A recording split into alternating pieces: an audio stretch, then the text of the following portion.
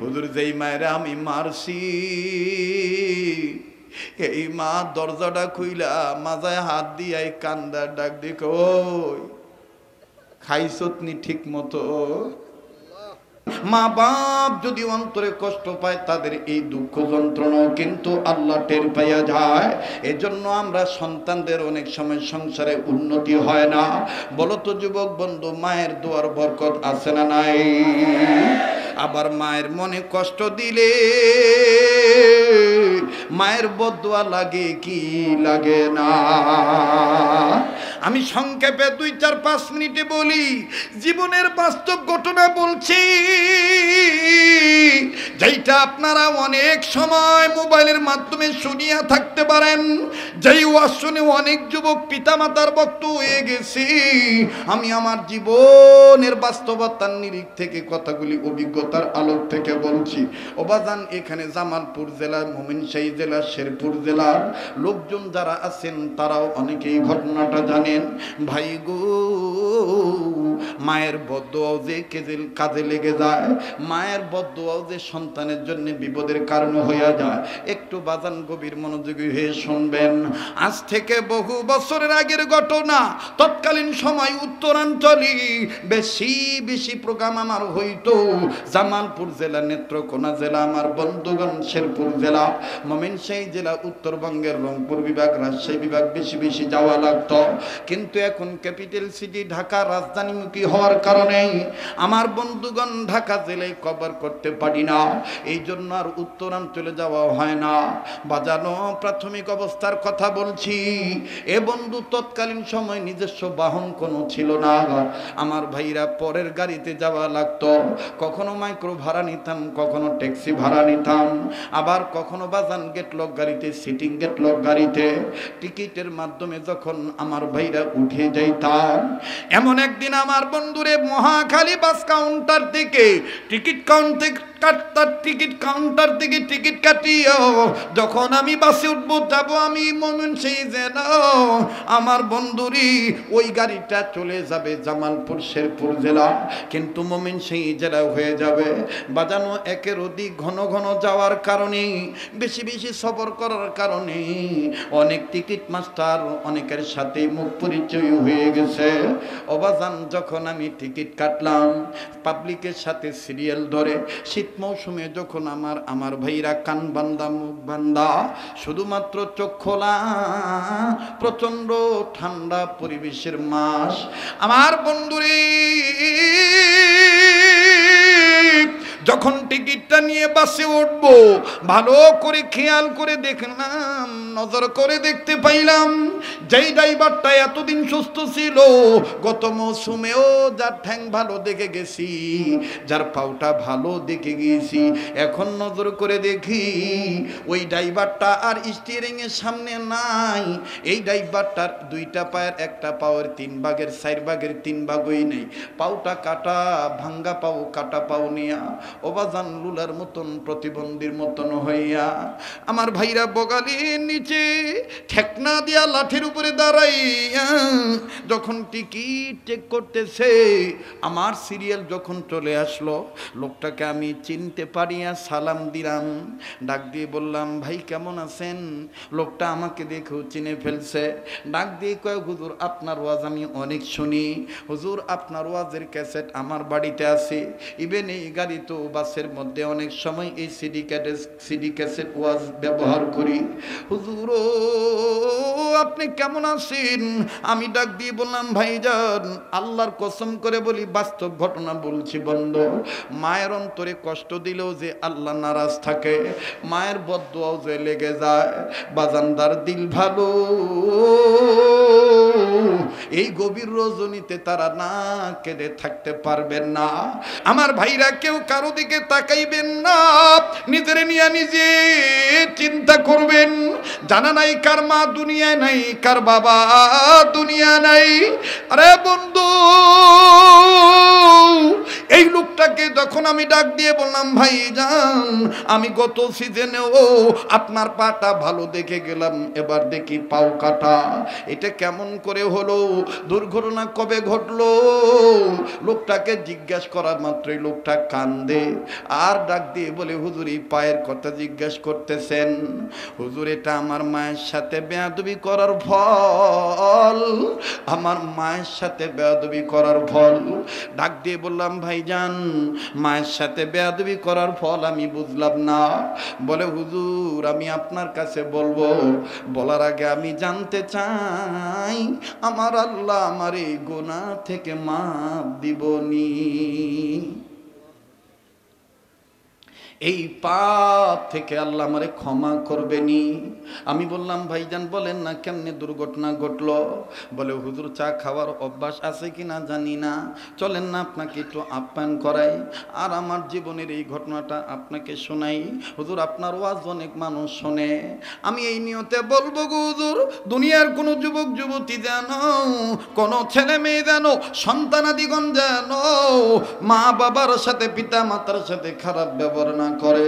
ভাই গো লোকটা বলে আর কান্দে করে ধমক দিয়ে গলার কাছে দিয়ে বললাম, তোমরা এগুলো কি শুরু করছো? রাস্তা দিয়া লোক যায়, মানুষ শুনলে বলবে কি? সিসি বলবে তোমাদের কি শরম নাই? কি হয়েছে তোমরা বউ শাশুড়ি কি শুরু করছো? হুজুর শোনেন গো হুজুর, আমার গলার আওয়াজ পাইয়া আমার মা শর্মিন্দা হইয়া আর এক মুহূর্ত কথা না বাড়াইয়া মা জননী ঘরের ভিতর ঢুকে গেল।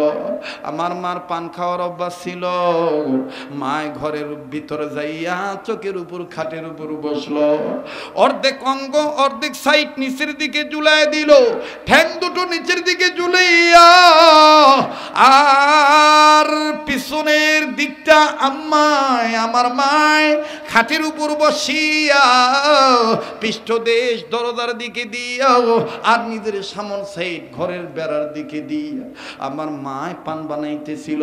হুজুর এই দিক দিয়ে আমার মায় আর কোনো কথা বলল না, কিন্তু আমার বিবি আমার এই আওয়াজ শুনিয়া মুহূর্তের মধ্যে বিবি জ্ঞান হারায় ফেলাইল, সবার সামনে কেমনে জানি চিৎকার দিয়া বেহুশ হয়ে পড়ে গেল, সেন্সলেস হয়ে পড়ে রইল। আমার ভিতরে ভয় ঢুকে গেল, আমার বাচ্চা ছোট ছেলে ছোট মেয়ে, মায় যখন পড়ে আসে, ছেলে আর মেয়ে মার গলা ধইরা কান্দার ডাক দেখে, আম্মু গো তুমি দি কথা বলো না, ও মা তোমার কি হলো? ছেলে মেয়ের কান্না দেখা, বাড়ির লোকের অনেক লোকের অস্থিরতা দেখা আমার ভিতরে একটা আতঙ্ক কাজ করলো, না জানি বউটা আমার মারা যায়। হুজুর আমি বিবির প্রলোভনে পড়িয়া ভালো মন্দ তাকিক না কইরা নিজের রাগ আমি মায়ের উপর ঝাড়ার জন্য দৌড় মারলাম। রাগ হইয়া মায়ের কাছে যাইয়া মায়ের কিছু না জিগাইয়া, হুজুর আমি আমার এই ডাইন পাটা দিয়া মায়ের পিঠ বরাবরে তো জোরে একটা লাথি মাইরে দিল। আবার এই পায়ের লাথি খাইয়া হুজুর আমার মা জমিনে পড়ে গেল, মার চেহারাটা কেমন জানি কালো হয়ে গেল। তারপর আমার রাগ মিটে নাই, আমি আমার মায়ের চুল ধরে অনেক কয়েকবার ঘুরপাক খাওয়াইলাম, আর রাগ করে বললাম এই বুড়ি বসে জেল খাটবি, পরের মেয়ে যদি মারা যায় তুইও আসামি হবি, মার্ডার কেসের আসামি হবি, আমিও মার্ডার কেসের আসামি হব। এই তুই তোর জ্বালায় আর ভাল লাগে না, তোর স্বামী মইরা গেছে, হুজুর আমার বাবা ছোটবেলায় আমারে রেখে আমার এই তিন বানায় বাবাই চলে গেছে। হুজুর মায়েরে মারার সময় আমার হিতের জ্ঞান ছিল না, আমি আমার মায়েরে বেদরক মারলাম। আমি আমার মায়েরে যখনই পা দিয়া লাত্তি দিলাম, হুজুর আমার মা কোনো বকা দিল না, আমার মা আমার দুইটা পাও জোরে দুইটা ডাক দিয়ে কয়, বাবা রে বাবা তুই এটা কি করতেছিস? ও বাবা তুই আমার এইভাবে লাত্তি মারলি, বাবা তুই ভালো মন্দ কিছু না জিগাইয়া এইভাবে তুই আমার আঘাত করলি। হুজুর আমার মা খালি বারবার এই কথাই বলে। এতক্ষণে মায় চিল্লা চিল্লা বলে, আল্লাহ এই ছেলের পায়ের লাত্তি খাওয়ার আগে কেন আমার মরণ হইল না? ও আল্লাহ এই ছেলের পায়ের লাত্তি খাওয়ার আগে কেন আমার মরণ হইল না?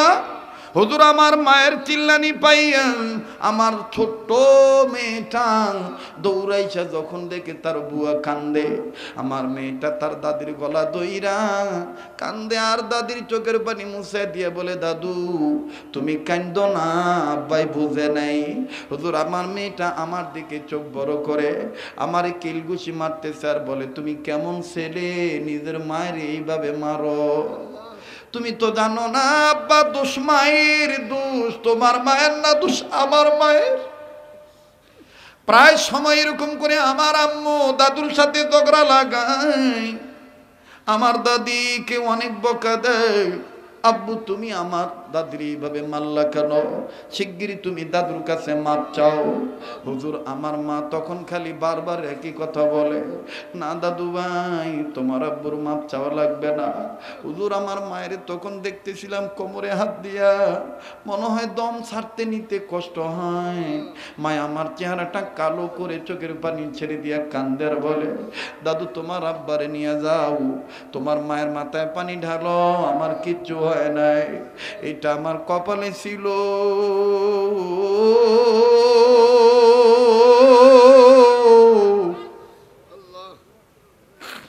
এইটা আমার কপালে ছিল।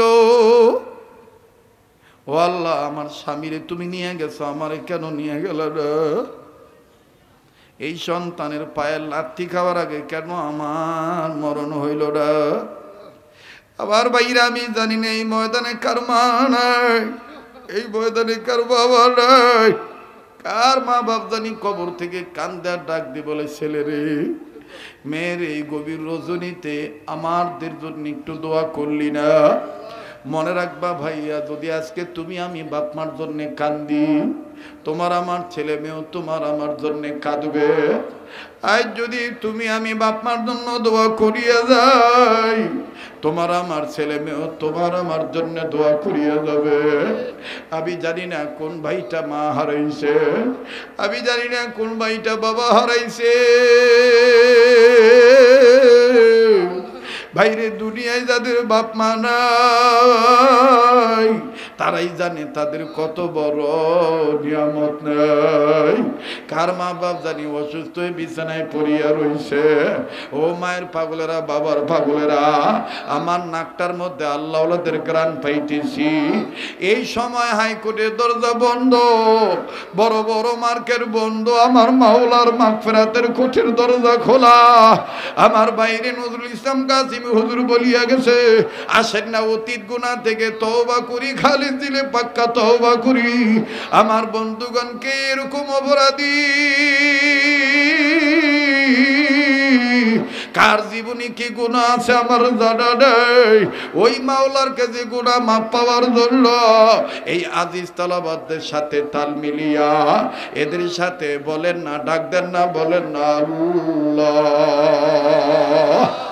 বাইরে তুমি বড় আলেম হতে চাও, এই যে আমারে বলো, যত বড় বড় বুজুর্গ বলো, সমস্ত বড়রা তাদের মা বাবার খেদমত করে বড় হইছে। ও বাজান, মায়ের দোয়ায় কিন্তু বরকত পাওয়া যায়।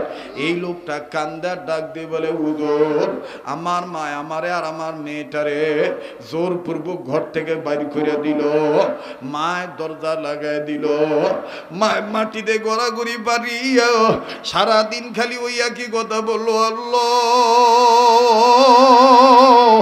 আয় আল্লাহ, তুমি তোমার বান্দা আমার স্বামী রে, এই ছেলেকে ছোট অবস্থায় তার ইতিম বানায় নিয়ে গেছো।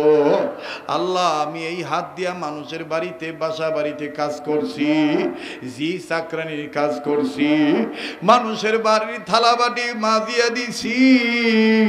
আল্লাহ, তারে আমি বিদ্যা শিখাইছি, ড্রাইভিং তারে শিখাইছি, নিজের কানের জিনিস বিক্রি করিয়া ড্রাইভিং ট্রেনিং সেন্টারের বিল দিছি।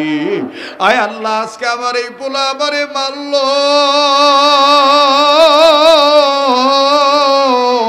আল্লাহ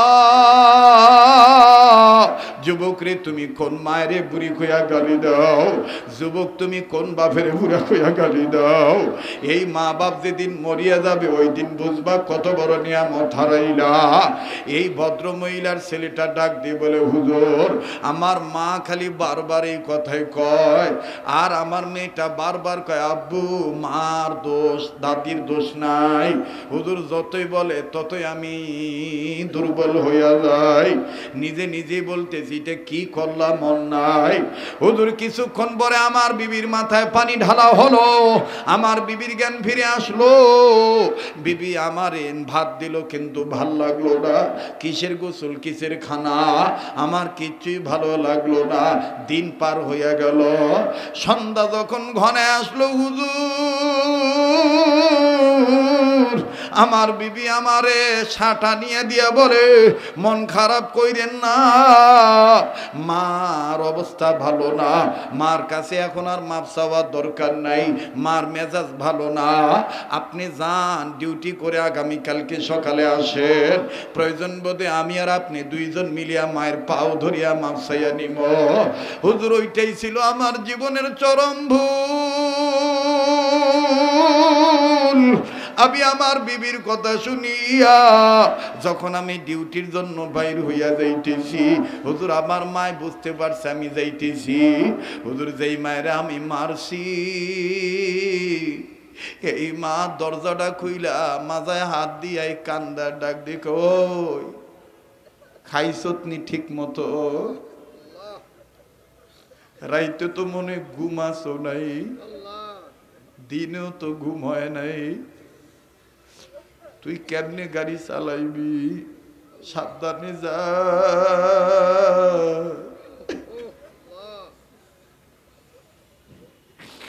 হুজুর আমার মায় যখন আমার দিক তাকায় কয়, ওই তুই খাইছত নি?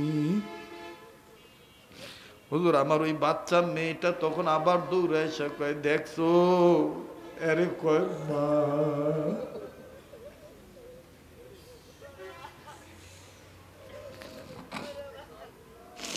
বাইরে জানি না কার মা দুনিয়ায় নাই, রাত্র একটা বলেন, দুইটা বলেন, তিনটা বলেন, আমার বাইরে প্রাণের বিবি ঘুমায়, সন্তান ঘুমায়, বাড়িতে যাইয়া দেখি কিন্তু ওই জানালার পাশে জনম দুঃখিনী মা সিয়ার নিয়ে জানালার দিকে চাইয়া থাকে, রাস্তার দিকে তাকায়, আবার পোলাটা কখন আসবে। অনেক সময় রাগ হয়ে কই, মাগো তুই কি ঘুমাস না? মা কান্না কান্না ভাব নিয়ে ক, বাবা রে পোলাবান বাইরে থাকলে বাপ মার চোখে ঘুম আসে না। ও বাজার মাঝে মধ্যে চিন্তা করি, আরে এই মা যদি মরিয়া যায় আর আমার জন্য কেউ জানালার ধারে বসিয়া থাকবে না। বাইরে জানি না কার মা দুনিয়ায় নাই। ও উত্তর এই কুতুবখালী এলাকার যুবক ভাইরা একটু দেখো না, নিজেদের চিন্তা নিজেরা করো। যারা মা বাবারে কষ্ট দিত আর কষ্ট দিও না। অনেকে বলতে পারো, হুজুর আমার তো বাবা নাই, মরিয়া গেছে, আমার তো মাও নাই, আমি কি করব?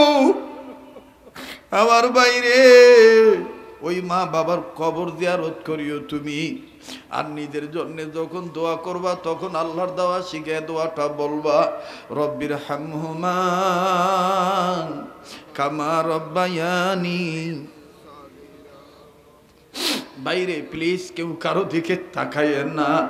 অনেকে তো অযথাই অনেক মন্তব্য করে, এই লোকটা শুধু হাসায়, শুধু হাসির কথাগুলি অনেকে প্রচার করেন, কিন্তু না, আমি তো আগে কানতে জানতামই না।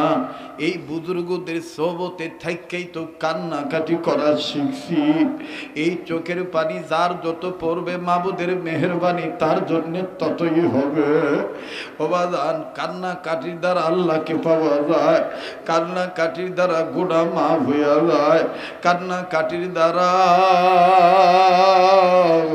নেককার হওয়া যায়। জানি না কার জীবনে কি গুনাহ আছে বন্ধু, মায়া লাগায় গুনাহ মাপ চাওয়ার আশায় আমার আল্লাহকে একটা ডাক দেন না, বলেন না আল্লাহ। লা হয় নাই। আবার বলেন না আল্লাহ, আবার বলেন না আল্লাহ, আবার বলেন না আল্লাহ। ভাইরে আমি জানি না কার মা দুনিয়ায় নাই, দেখেন না একটু দিলটা নরম হয়নি। আবার ভাইরা কেন আপনার দিল এত শক্ত হইয়া গেছে? গুনাহ করতে করতে কলবে কালো দাগ পড়িয়া গেছে। আমি তো আগেই বলছি আমি সবচাইতে নিন্দিত ব্যক্তি, আমি সবচাইতে বড় অপরাধী। আমার মতন বড় অপরাধী আর কেউ নাই। আল্লাহ তুমি আমারে মাফ করিয়া দাও। আল্লাহ আমার এই ভাই বন্ধু বাবাদেরকেও তুমি মাফ করিয়া দিও। ও আল্লাহ এই রজবের চাঁদের মাহফিলকে তুমি কবুল করিয়া দাও। আওয়াজ দিয়া বলেন না আমিন।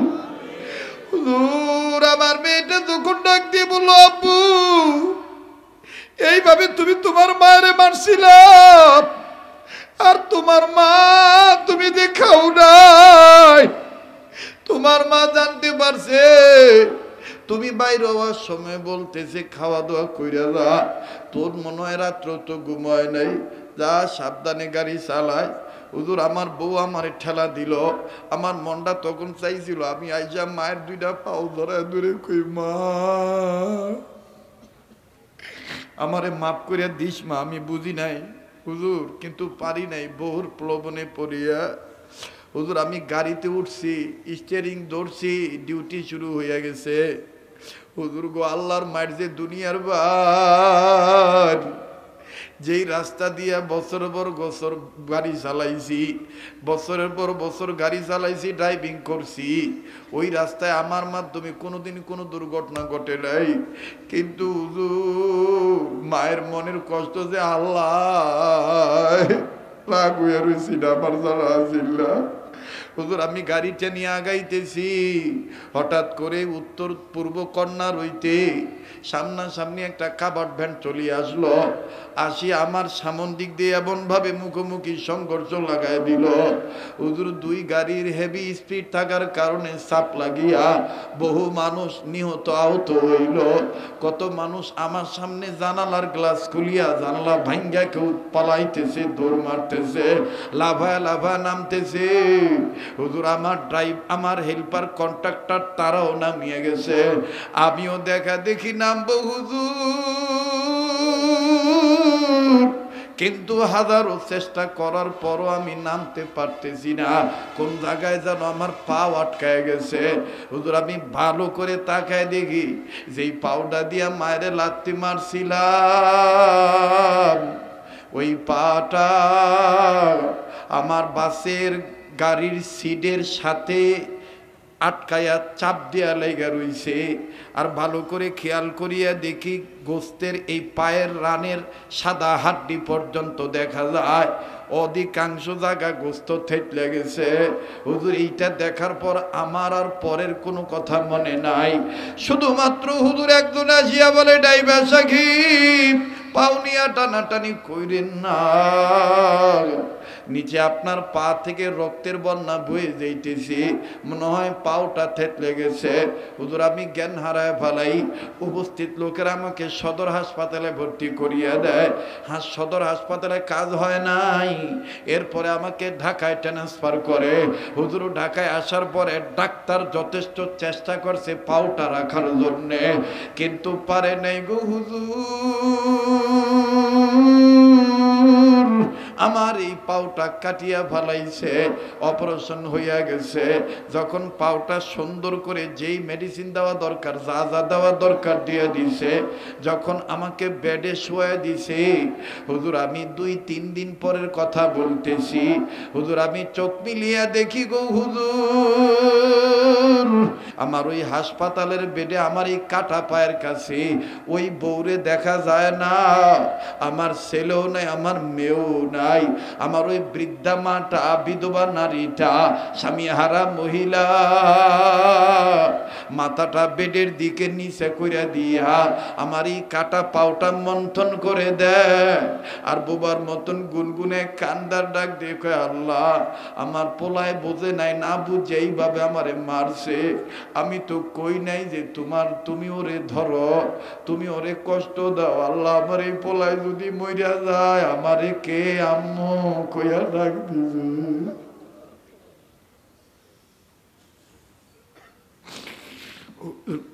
আমার মায়ের এই অবস্থা দেখে আমি আর নিজের ধৈর্য রাখতে পারি নাই। আমি হাতটা বাড়াই আমার মায়ের কাঁধের উপরে হাত দিয়া ডাক দিয়ে কইলাম, মা